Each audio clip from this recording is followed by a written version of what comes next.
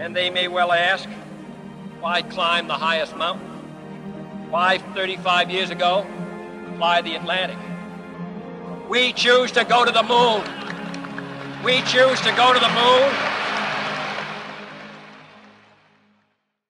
So we are one step for man and one giant leap for Katherine Johnson, taking that quote right direct from some of the historic moments of the moon landing.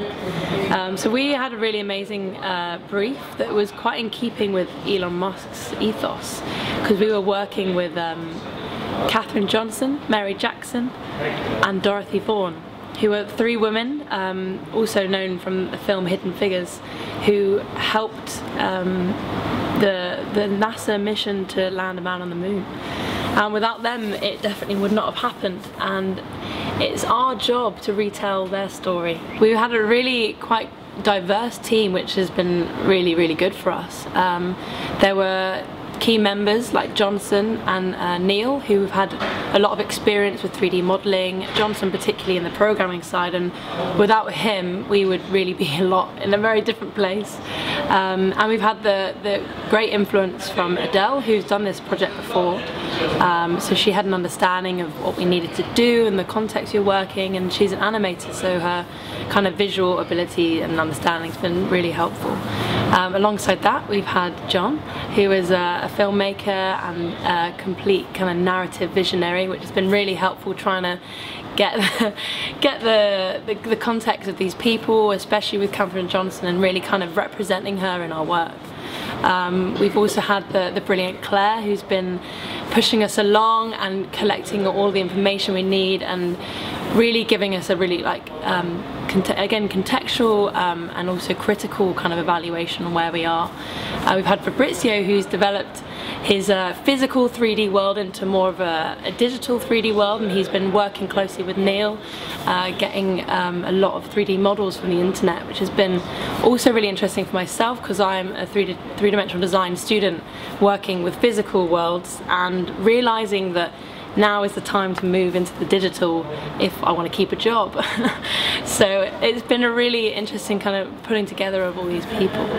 So right at the beginning of the project there was an intense period of research. We were all given tasks to focus on so that we were not overlapping too much, and then we kind of arranged natural points to come back together and share what we had found out. But because of the nature of having three women to originally focus on, and the fact that there's a lot of historical context going on, the civil rights movement was happening at the same time, and also the fact that there was women's rights as well with the women's vote, and all these things that we really wanted to bring together to ensure that we were painting the right picture of these women's lives. The structure of the workshop's been really, really brilliant for timekeeping and making us actually reflect on our work quite early on. So instead of spending hours and hours working on one thing and then at the end being told actually it's not going to work, we've had a lot of quite quick presentation moments where we've been able to share with the village, as we're calling it, with all the three other projects that are going on simultaneously, and we were able to learn from them and the feedback they're getting, and also we've been able to get feedback from them. The way that we've structured the actual VR experience is through the eyes of Katherine Johnson.